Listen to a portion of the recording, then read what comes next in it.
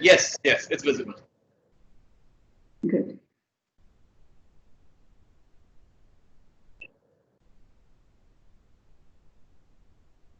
Okay, so we'll wait until it's time. Okay, so yeah. Okay, we will start. So I'll just introduce. Yeah, so welcome back all the participants.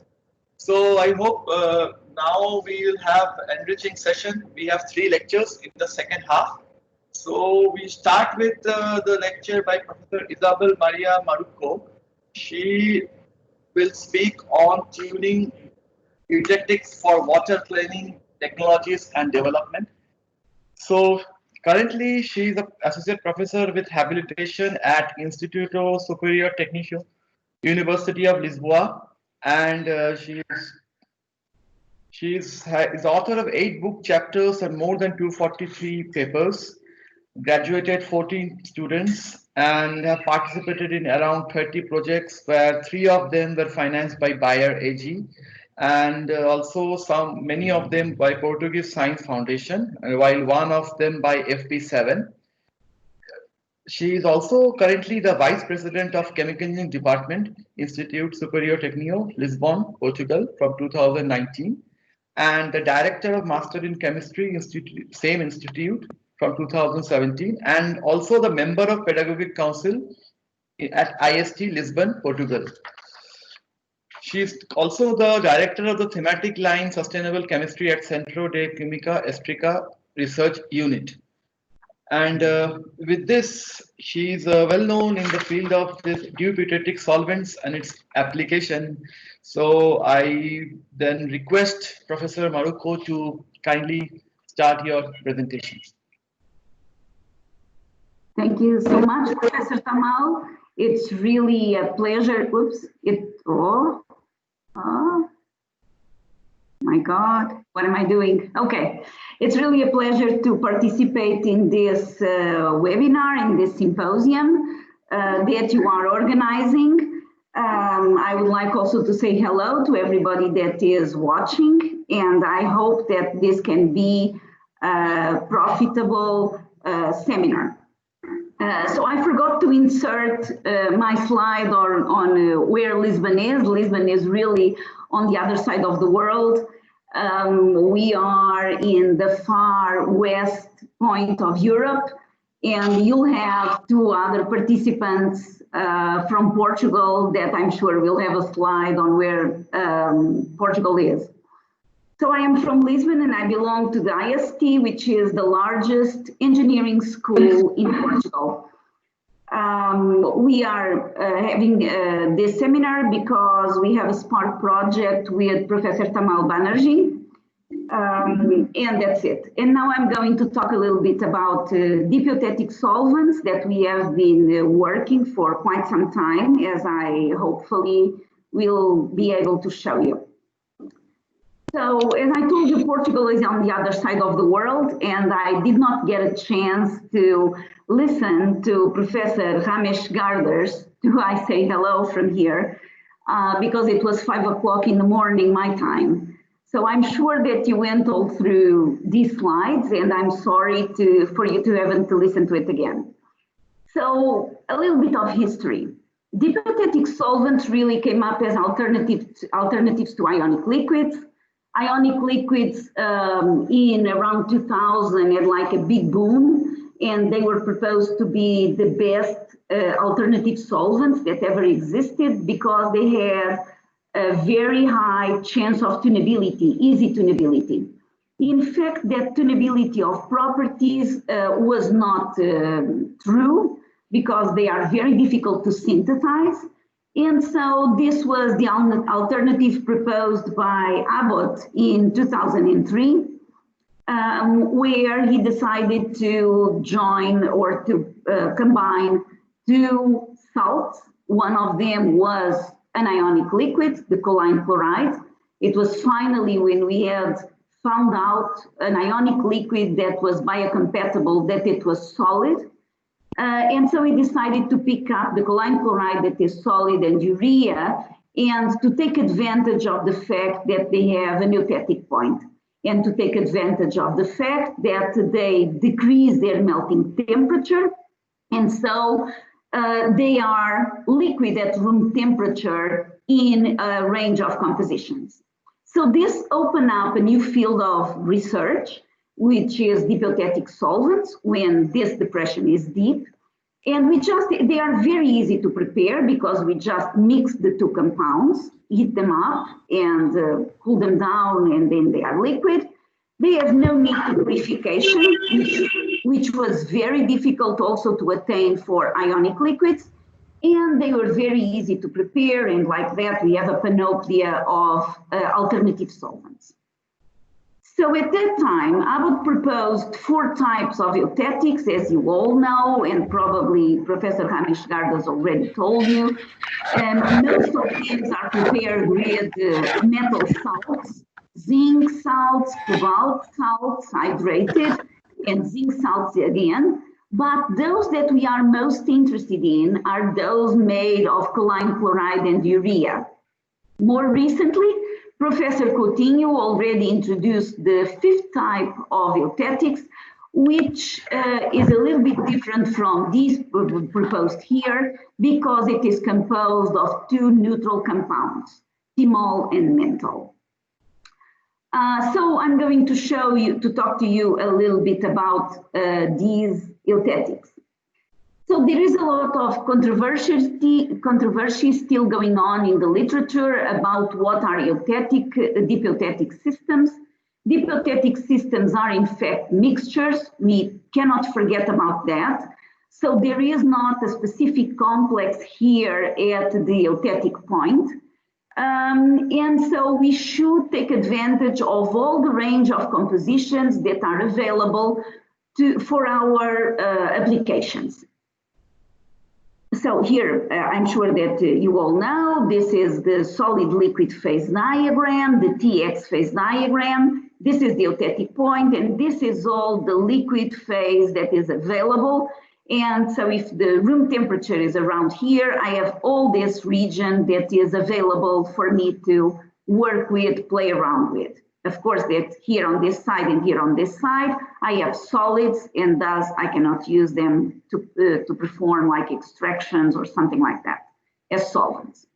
So how do I prepare them? Basically, the 3 different methods have been proposed. The heating method, that is the one that is most widely used. You just put the 2 compounds together, you heat them up, cool them down, and you have a liquid. However, there are other compounds that are more difficult to prepare because the melting temperature is very high. And on those, typically, we use the method that we add water. So we add water or we add some other solvent. We mix well and until we get an homogeneous mixture, and then we evaporate the solvent. And when we evaporate the solvent, we get our deep eutectic solvent. The third method to prepare deep eutectic solvents are that uses a mortar in the pestle, and so you just grind. It's the grinding method. You grind the 2 compounds together until you obtain a liquid. The deep eutectic solvent as a liquid, as it is here. Sometimes there is advantage of preparing using one method or the other, as we have showed, because sometimes the heating method, when you have compounds that are natural compounds and can be easily degraded by temperature, you can end up with some impurities, as it can be seen here when we prepare this deep eutectic solvent with choline chloride and an acid. So we have to be careful about this. We have always to check if, when we use the heating method, that if we are degrading our compounds or not. And when that happens, maybe you need to make an option for another method. Just like ionic liquids were said to be solvents that have a very large tunability, and this is probably the property that I most appreciate about ionic liquids, it is also the one that I most appreciate about deep eutectic solvents. You can see here that there is a lot of So they are mixtures. I forgot to say that they are prepared typically using a hydrogen bond donor and a hydrogen bond acceptor. Here we have a lot of hydrogen bond donors and hydrogen bond acceptors. And so you can think about many other more. And so there are a lot of compounds, a lot of diplotetic solvents that we can really prepare, and they are really tunable solvents. In fact, what holds these two compounds together is hydrogen bonds. And for a while in the literature, people would confirm that they had a diplotetic solvent by doing an FTIR measurement and checking if they had specific hydrogen bonds.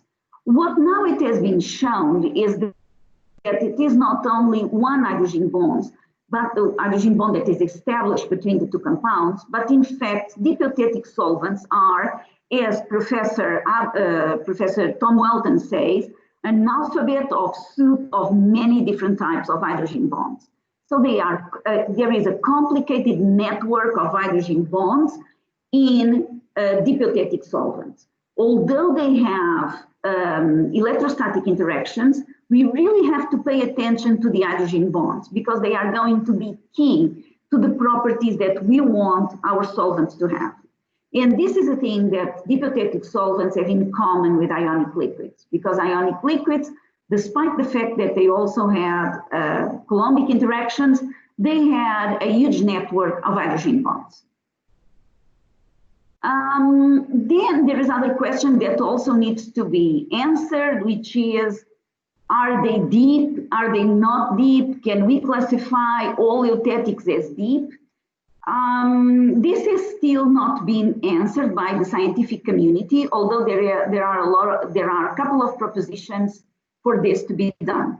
So here in this figure, we come back again to the TX solid-liquid equilibria, and we can see here that we have, for instance, this is the blue, it's the experimental solid-liquid equilibrium line. The red is the ideal, and the black one is just the average of the melting temperatures between the two compounds. And so what we are really asking is, how non-ideal is our mixture? When can we say the deepness of the decrease in the melting points is related with the fact that our mixtures are non-ideal? So there have been a couple of propositions for these delta T's, and we agree that is not delta T1 that should be used, but rather the difference between the ideal melting temperature and the experimental melting temperature, so delta T2, and this needs to be deep enough for us to have a non-ideal mixture, a very non-ideal mixture. Does it matter if we have very deep diplotetic solvents?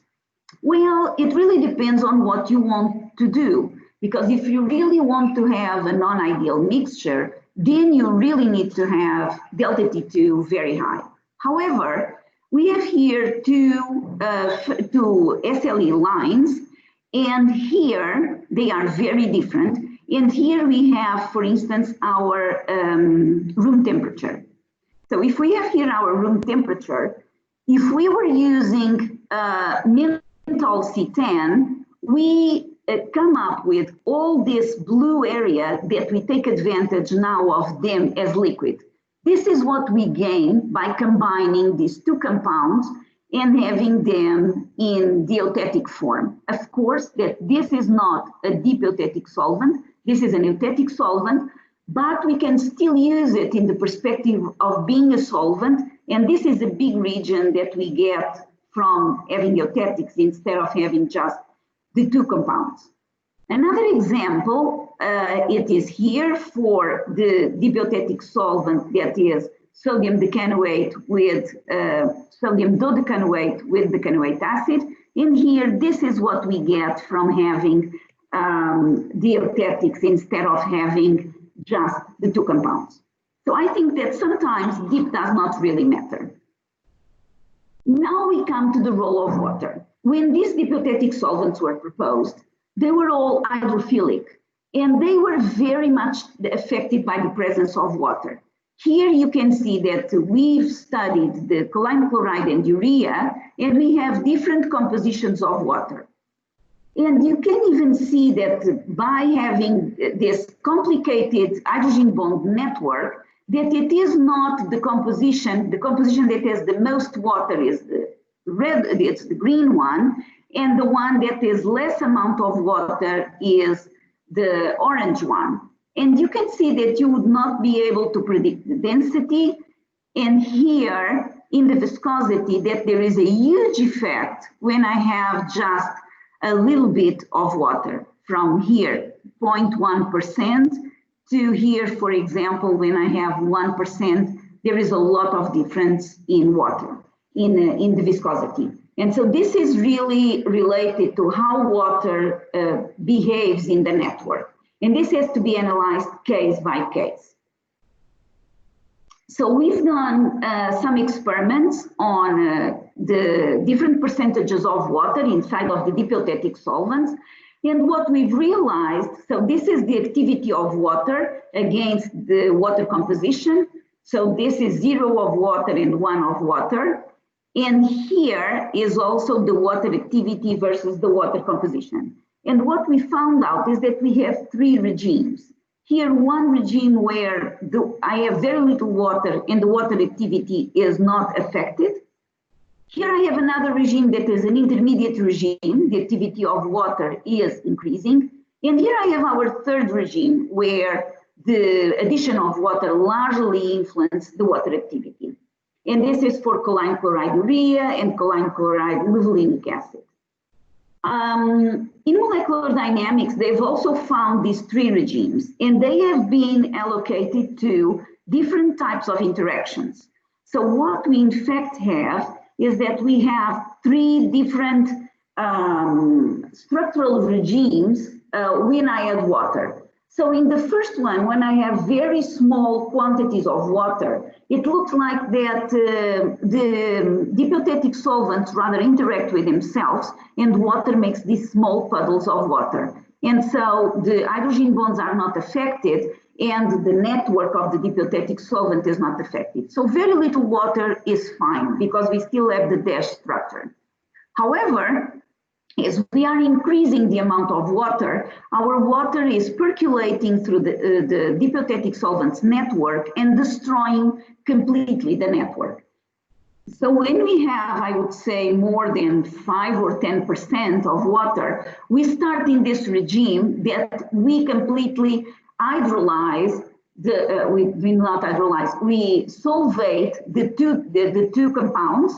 And so we have just a solution of the 2 hydrophilic compounds in water. We do not have the 2 compounds bound anymore. We do not have any network from the dipiotetic solvents. And so these, for large quantities of water, they are just water solutions of 2 compounds.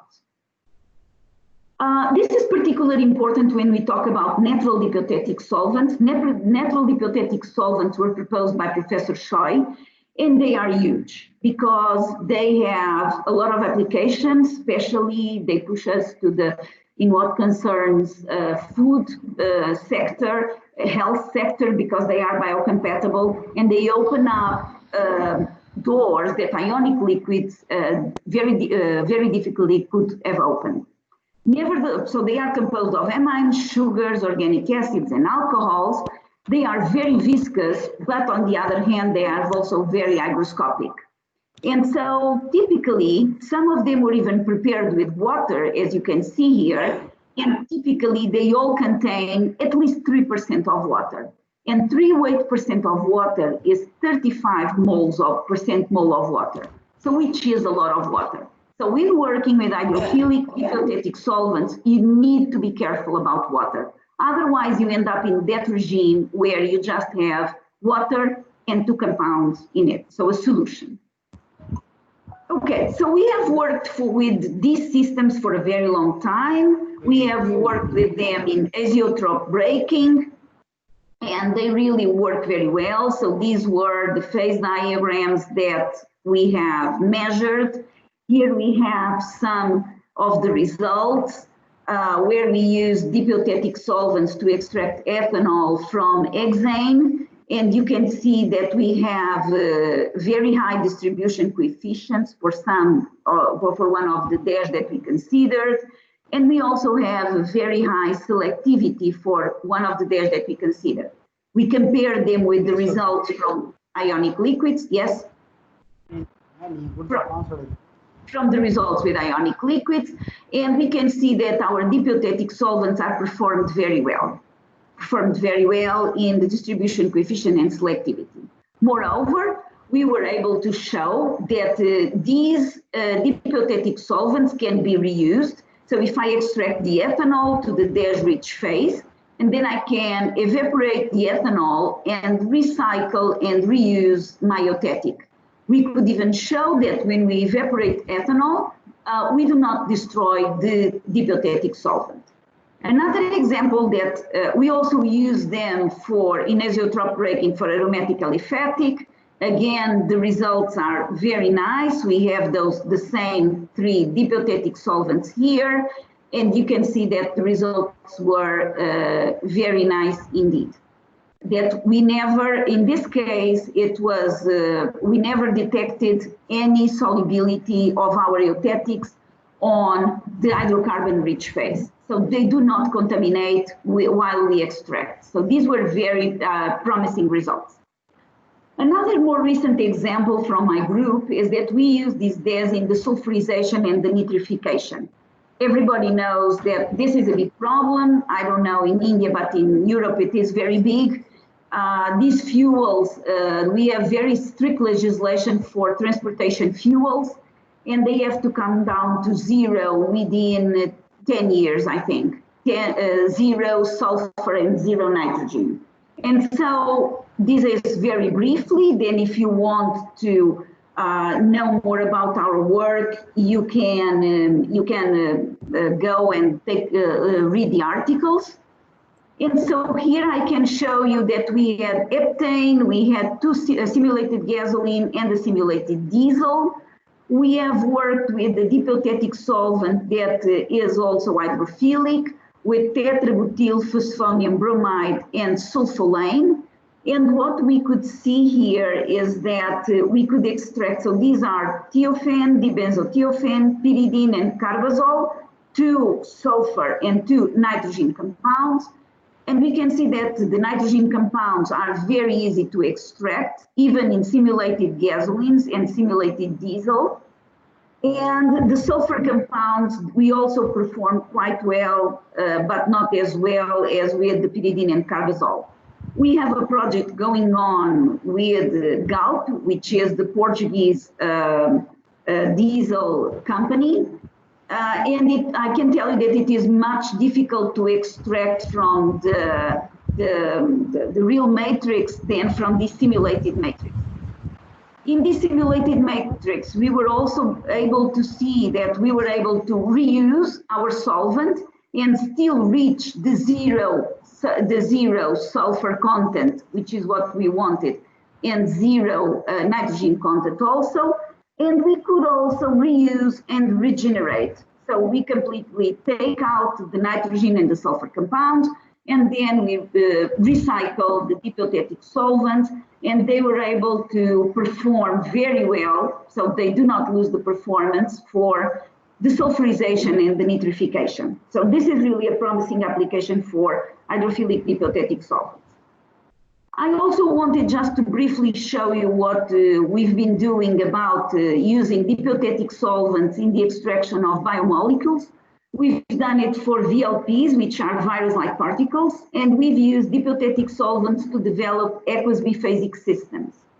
Of course, that here we have a lot of water, and so we have water with the 2 compounds, okay? So we do not take advantage of the dipiotetic solvent structure anymore.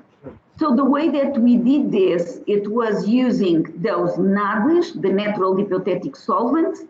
We developed systems, aqueous biphasic systems with fructose and glucose, or fructose and sucrose, or even with 3 sugars.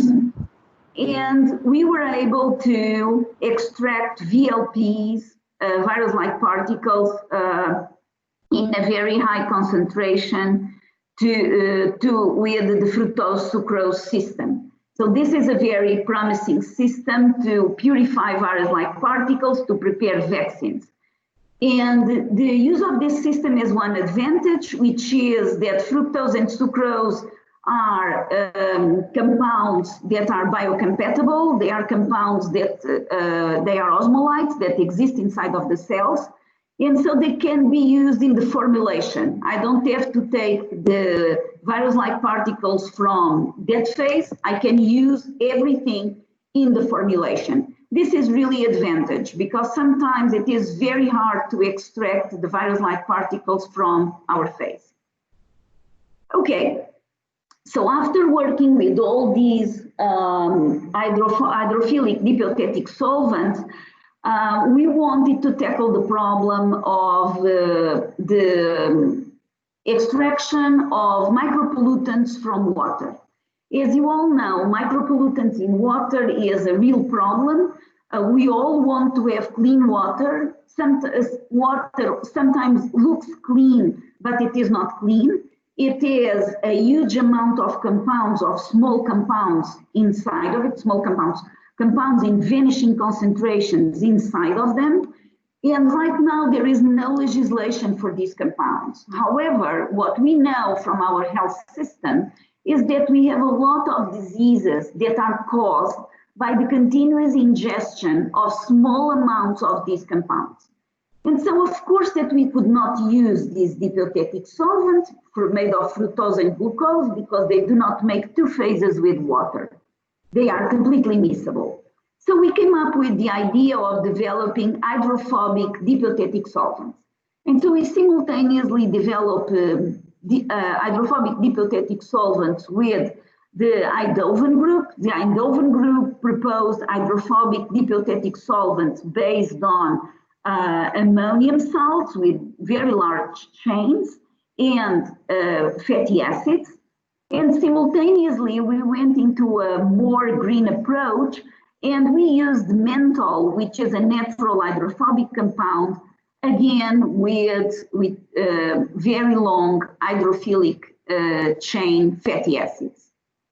In fact, we were able to show that we were able to test several hydrogen bond donors and several hydrogen bond acceptors from small acids like acetic acid until dodecanoic acid. And what we've realized, here we have menthol, we have ammonium salt with the small chains and with a large chain. And what we verify is that the red dots are those that leach to water. And in green are those that do not leach to water. And so we come to the conclusion that for us to have an hydrophobic dipeptidic solvent that is stable when we contact them with water, we need to have both hydrophobic compounds. Here is the NMRs that we've done. And with acetic acid, you can see that in the water-rich phase, I have acetic acid. Here, with the short chain ammonium salt and octanoic acid, you can see that here, in the water-rich phase, I have the ammonium salt. And you can see that here, when I use two hydrophobic compounds, my water-rich phase does not have any of the compounds. And so this is what we learned, is that we need to use two hydrophobic compounds. Of course, that in NMR, we always have an error, and so we really measure the water solubility of our dipeptidic solvents, hydrophobic dipeptidic solvents. They all have a small water solubility, and you can see here that those that are non-ionic, they have smaller water solubility than those that are ionic. Those that are ionic, they have, even when they are composed of hydrophobic components, they have higher water solubility. So we need to take care of this and to look into this. More properties. Viscosity. Viscosity is a very important property when we talk about extractions. And so here we measure the viscosities of our hydrophobic eutectic solvents, and we've realized that those that are non-ionic have very low viscosity, so they are very fluid and so very nice to work with, while those that have large chains, they really have very high viscosities, even at room temperature, which makes the mass transfer difficult and the loss of fluids larger. We also measure surface tension because surface tension is another property that is very important when we talk about extractions. Here is the surface tension of D-L-menthol with octanoic acid, and I'm just showing this to you for you to see how complicated to understand it is the hydrogen network inside of these eutectics. And so we have here the menthol, the surface tension for menthol, and we have here the surface tension for the octanoic acid. And as you can see, the other compositions are all over the place.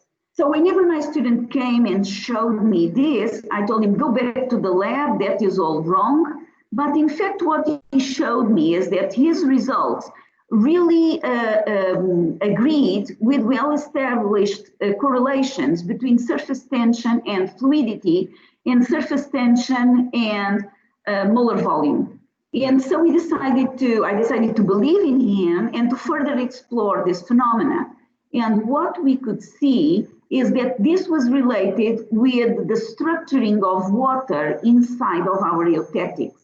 So it is impossible to have different amounts of water inside of the eutectics because we really try to dry them, but most of the times it is difficult to dry to the same ppm. So here we are talking about ppms and not weight percent, okay?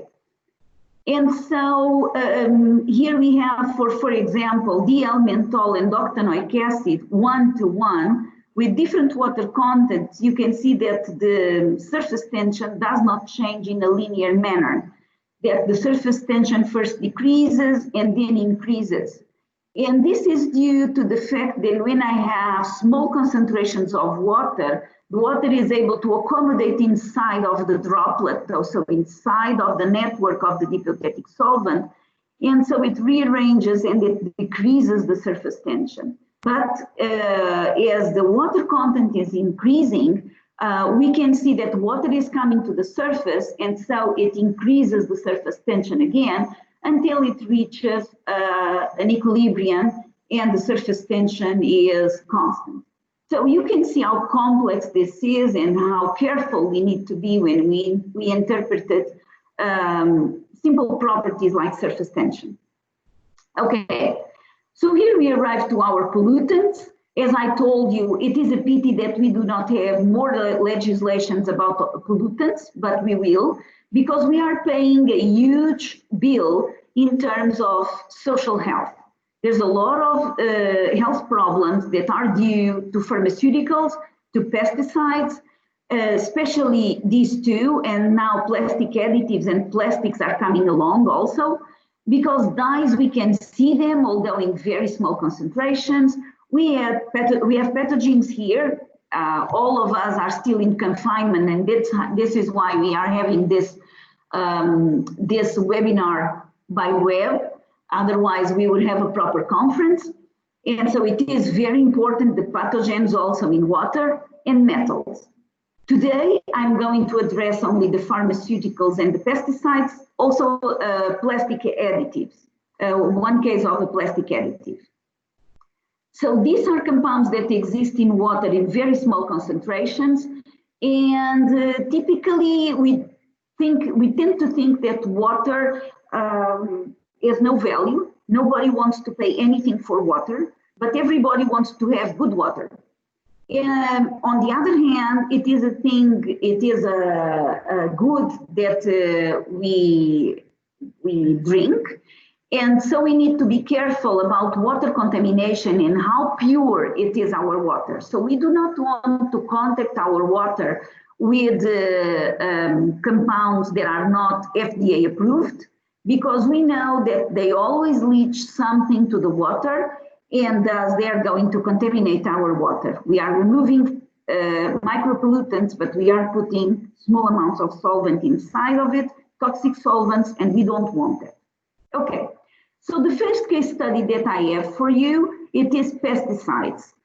And we naively started with pesticides because we thought it was going to be easy, but it is not easy. It is very difficult. It's one of the most difficult class of micropollutants that we've worked with, because despite that they have very similar structures. For example, here we use neonicotinoids to start our studies, and they all have very similar structures, at least these three.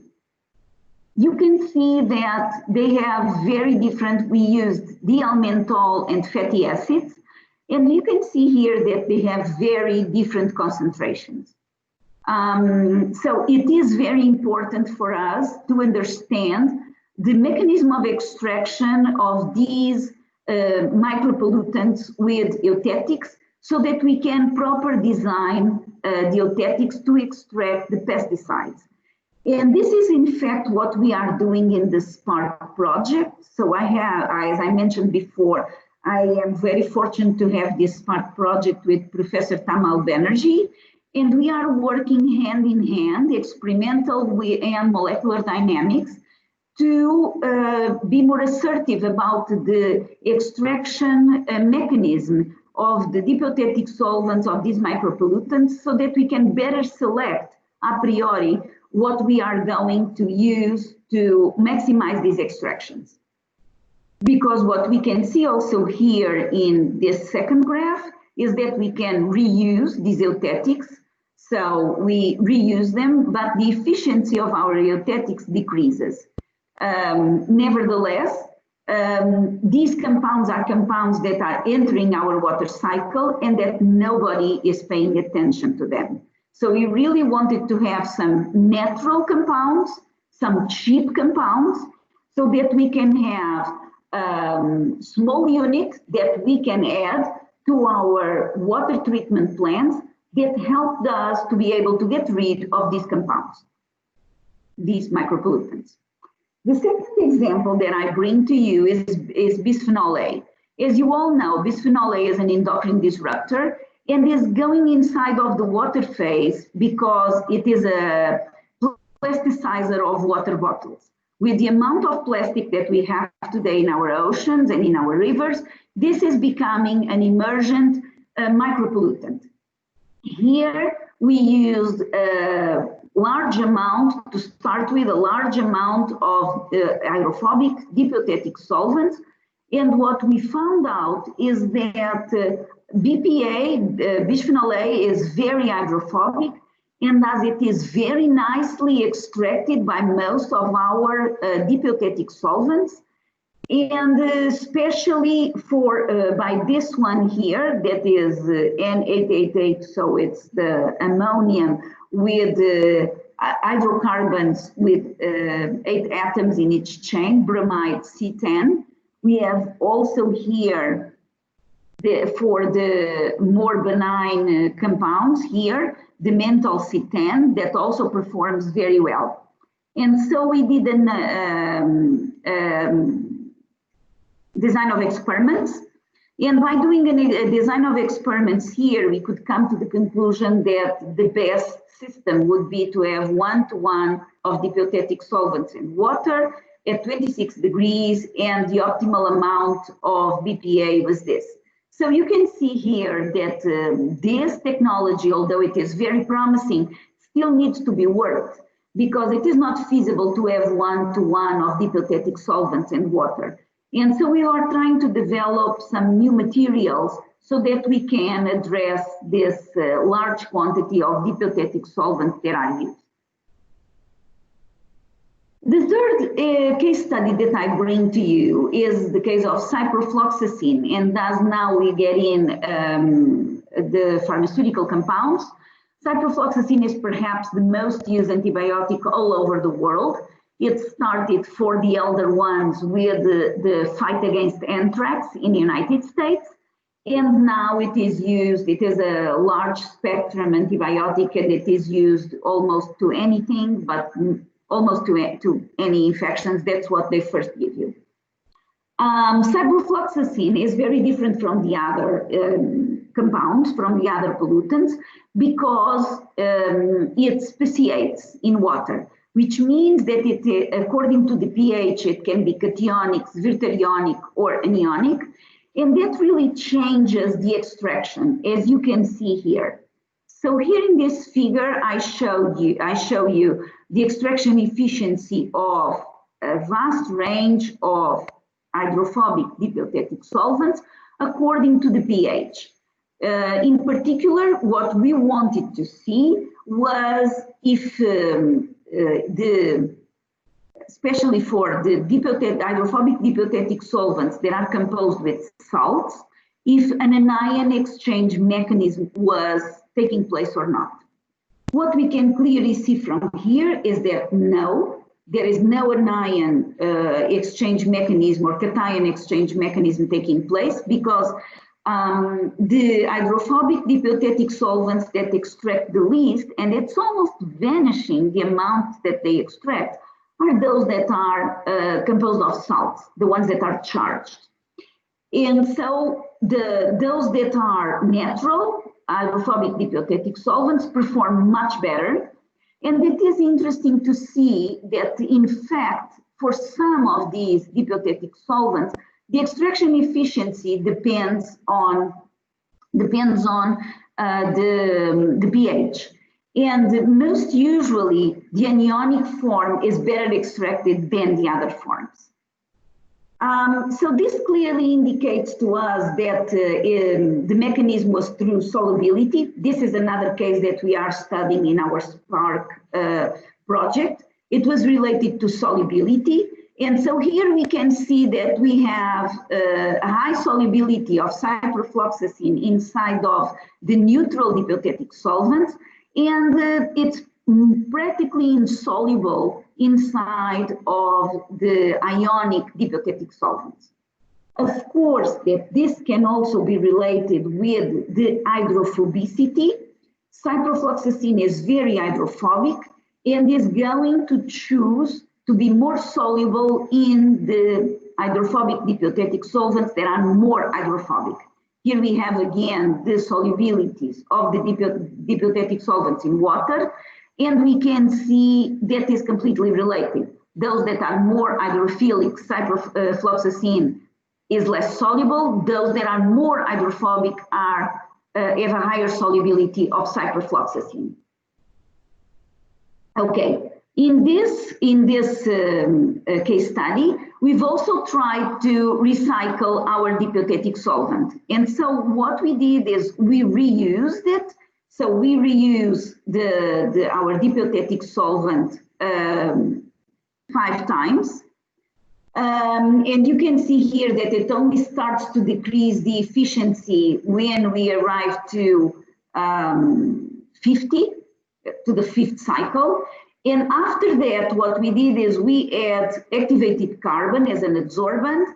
We managed to have all the ciprofloxacin inside of the activated carbon. And then we have here our clean dash that can be recycled and reused again. So this is a closed cycle. I don't need to spend more money on my hydrophobic dipeptidic solvent. Of course, that here we used common carbon, activated carbon, and this makes water not very clean because it has a very small particles of carbon still inside of water, and so we need to filter it. That's why we don't use carbon here in this step instead of using our dipeptidic solvent. Okay. So what I've showed you so far is that we've been playing around with fatty acids, we've played around with quaternary ammonium salts, we've played around with terpenes like menthol, and what we tried to see is that if we could make salts out of our fatty acids and metal salts. And so we developed this sodium salt. We started using sodium salts of the fatty acids. And we wanted to introduce the electrostatic part, and we wanted to see how it performed. Here is our phase diagram. So we can see that we have an eutectic, although it is not a very deep eutectic because we use the fatty acid. And here we have our eutectic solvent. However, when we contact it with water, because we have the metal inside of it, the metal salt, what we prepared, it were gels. We were very surprised to have gels in the beginning, but of course that it makes all sense to have gels. And we could see that we have different gels according to the different proportions of water that we have inside of our gel. We even have the salt gel diagrams, and so we can see that, for instance, for this that is sodium dodecanoate and dodecanoic acid in the molar ratio of 1 to 4, which is the eutectic point, we can have a clear gel at very small concentrations of deep eutectic solvent, a turbid gel when we have 50-50, or we can just have liquid when we have the deep eutectic, and even at higher temperatures, 2 phases. So for the other, we've also prepared the other deep eutectic solvents. We have the solid liquid phase diagrams, and we also studied the salt gel phase diagrams. And we can see that the salt gel phase diagrams slightly change when I change the acid. Here I change the acid from C8, which is the yellow, C9, which is the green, and C10, which is the red. So they slightly change the region, the areas. And here we prepare those instead of, we prepare those instead of with the sodium hexanoate, the sodium dodecanoate. So you can see the difference when I change here just the acids and between the 2 salts. So we decided that this was very interesting, and we wanted to know a little bit more about why this happens. And we, a collaborator of us has been developing some MD simulations for us. And what we can see here is that when we have the pure deep eutectic solvent, hydrophobic deep eutectic solvent, we have kind of an amorphous network that really gets structured when we insert water. And so we have kind of a cage-like behavior for the eutectic with water inside. So water rather interact with among itself and not with the hydrophobic eutectic solvent, which was pretty much expected. So this is when I have C10, and it really changes, oh, it's not C19, it's C9, I'm sorry. And it really changes the size of the cages when I have the nonanoate acid, as it was expected because I have shorter chains.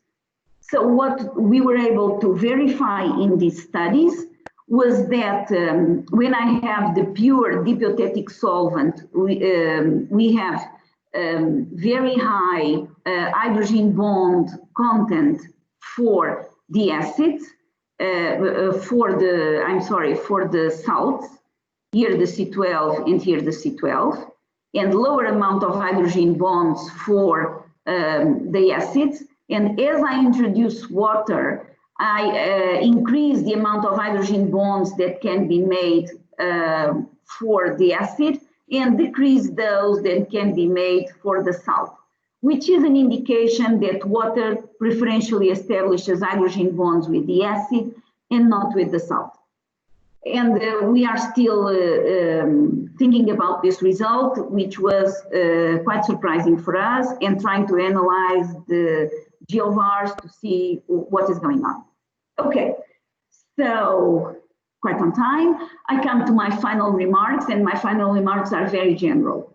What I want to, for you to keep in mind is that deep or not so deep eutectic solvents are mixtures of compounds. They are not, and so they can be used in a wide range of concentrations and at several temperatures, and do not have to be limited to one concentration. The hydrophobic dipiotetic solvents need to have both components hydrophobic, otherwise you're going to leach to the other phase. There are applications that this is not important, there are other applications where this is very much important, as the case of water removal of micropollutants. The other thing is that the DES community needs to start thinking about the evolution of the solvents into materials. And this is what we did when we prepared the gels. I think that there is a lot of opportunities in this, the gel state. And so we should look carefully into the gel state prepared from hydrophobic dipiotetic solvents prepared with salts in general. So here's my acknowledgements that I should have done in the beginning. This is the person that is mostly responsible for the development of the hydrophobic dipiotetic solvents, Katarina. There are here other people that have been responsible for the azeotropic breaking results. And I also want to acknowledge all my collaborators and my supporters, financial supporters. And to you, of course, to your attention. Thank you very much to you all. Thank you, Professor Marrucho, for the wonderful discussion on dipiotetic solvents. In fact, you have covered all the relevant areas, including extraction and remediation. So now I will, the session is open for questions, and we have first participant, Dr. Anantaraj. Yeah, Anantaraj, you may please start the question. Yeah, Anantaraj.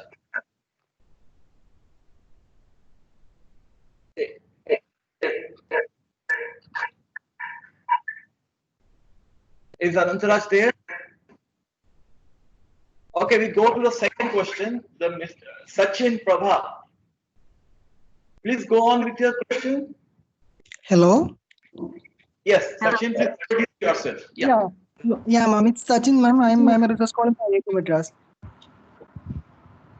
Okay.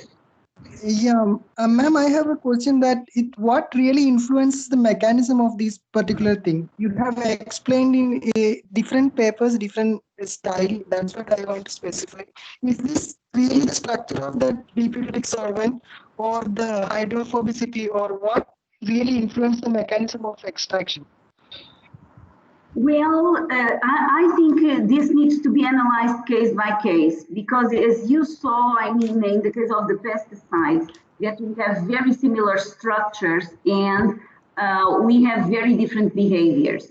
It is true, for instance, in the case of ciprofloxacin, I think that we were able to show that is hydrophobicity. Nevertheless, I think that it needs to be analyzed case by case. I think that we will probably get to a point that we perform like an ion exchange and things like that, and mechanisms like that with our dipiotetic solvents. Yeah, ma'am. One more thing. Regarding the characterization of these dipiotetic solvents, if we prepare some concentration like 1:4, 1:0.25, how can we specifically characterize this particular thing? I'm sorry, I cannot hear you very well. Hello? Can anybody help me? Yeah, what he is asking is if we are going to mix the two components in a particular ratio, so how do we characterize those components, those systems? We should. This is a design of experiments. In the design of experiments, you really need. I think that you see, you need to consider. You always need to consider the dash dipiotetic solvent. Where do I have that? I think it's in the beginning. You always need to consider where you are on the phase diagram. And this is like, for instance, if you choose to work with this menthol C10, and this is room temperature, realize that here you have a huge range, you have the whole range of composition to play with. And so you can think about who is more hydrophobic. It's C10.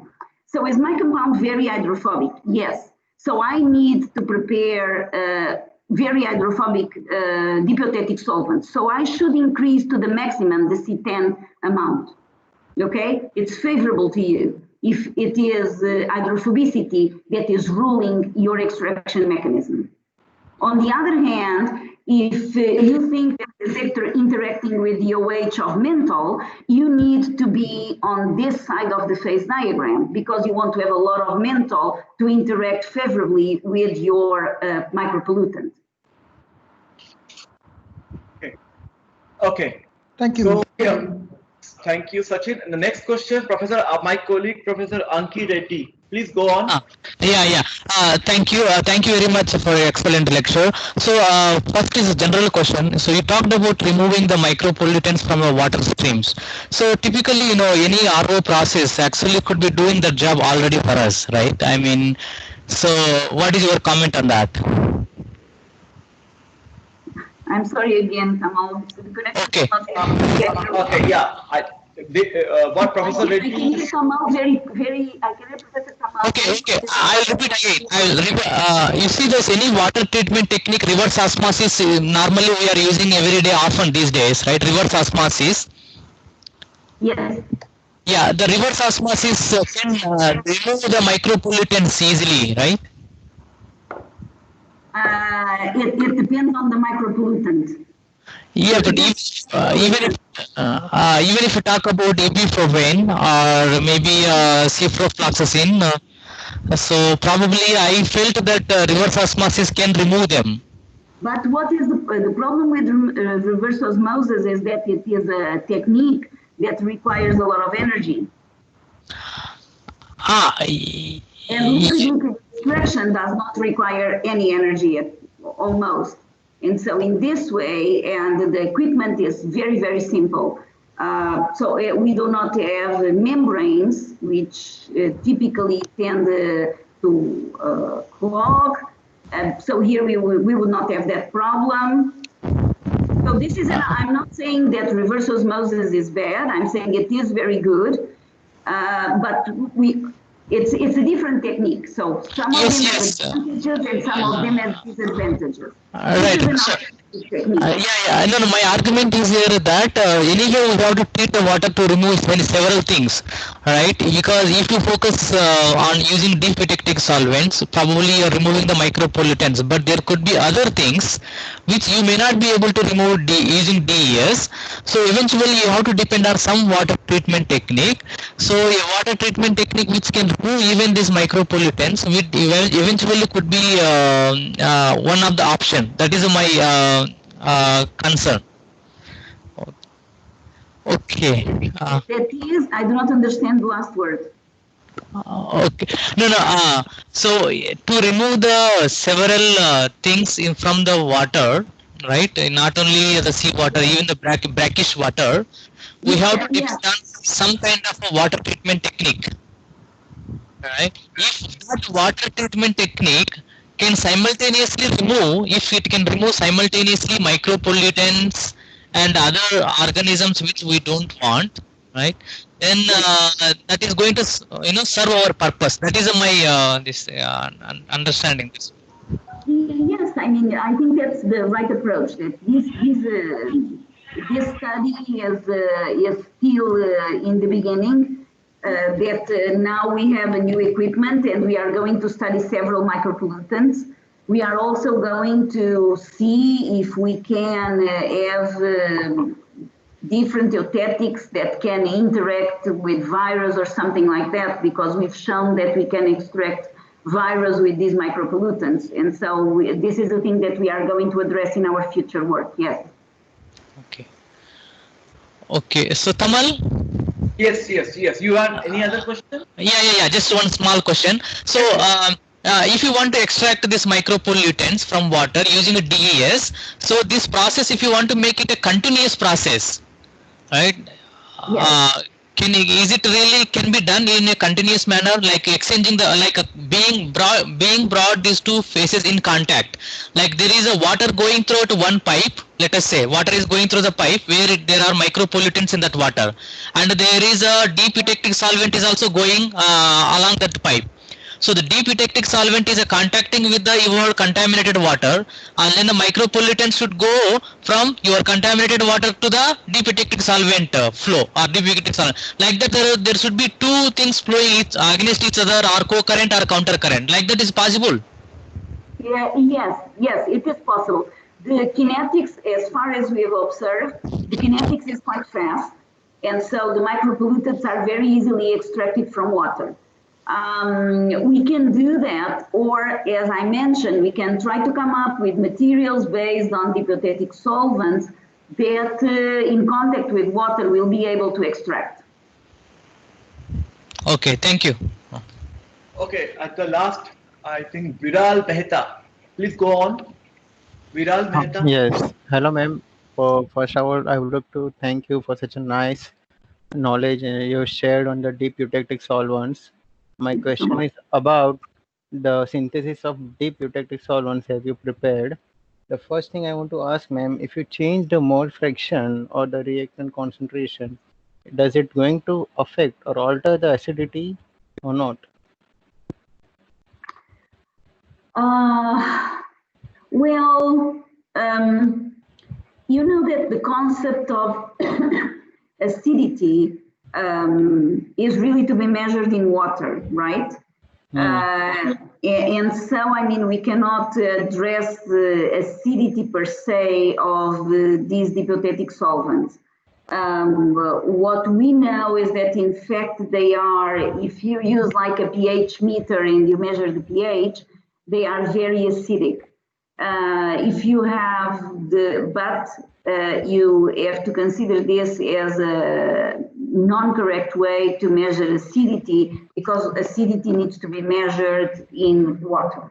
Yes, but if you change the concentration, acidity slightly changes, yes.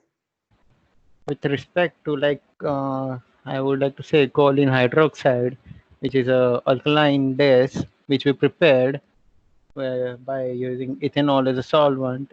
Does it going to affect the acidity while keeping it for a longer period?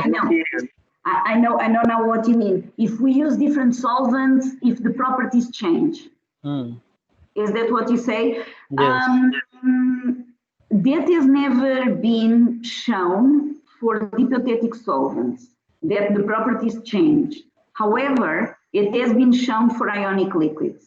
It has been shown that, and considering that choline chloride is an ionic liquid, it might change also for hypothetic solvents. For instance, Professor Tom Welton has shown that acetone structures the ionic liquids. And so if you have an ionic liquid inside of acetone, and then you evaporate the acetone, is different when you have an ionic liquid inside of ethanol, and then you evaporate the ethanol. Okay, so that might happen also in hypothetic solvents. Okay, the same. Second question was that only, that like how does work for the removal of micropollutants from the water. So does ionic liquid also work? Have you done any study of that? Yes. We have done quite some studies. In fact, I had a student that did a PhD thesis on that, and they work very nicely. But the problem with ionic liquids, we did a couple of things. We did aqueous biphasic systems with ionic liquids, and then we even prepared microparticles with the best ionic liquids. The problem with ionic liquids is really their cost, and nobody wants to spend a lot of money to clean water, and so it has to be really an inexpensive material to be used in water cleaning. And ionic liquids are very difficult to prepare, are very difficult to purify, and this is one of the major drawbacks of ionic liquids. But on the other hand, they work beautifully. Yes. Okay, ma'am. Thank you so much. You're welcome. Yeah, I think we have last question by Professor Anantaraj. Professor Anantaraj, you want to go with the question? Okay, if there is no question, I have one question, Professor Marrucho. Okay. Yeah, just one question. I mean, it's a comment I want to add. So is it like if a particular HBA or HBD is having some halogen atom, let's say bromine, so it is not suitable for extraction in case of micropollutant because the leaching process can happen with these ions? I would say so. Okay, right. Because I see that most of the extraction you provided the results, I see the halide-based DES have very low extraction efficiency as compared to the menthol-based. Yeah. Okay. So if there is no more questions, then let us congratulate Professor Marrucho for a wonderful presentation on different aspects of DES, and I hope you have also learned the aspects. Let us congratulate. Okay, so thank you much, Professor Marrucho. We will take a break. All the participants, we take a break, and we then again join at 4 o'clock, where Professor Mert Attilan will speak on the gas solubility in deep eutectic solvents. Okay. We meet at 4 o'clock. We meet after another 20 or 25 minutes from now.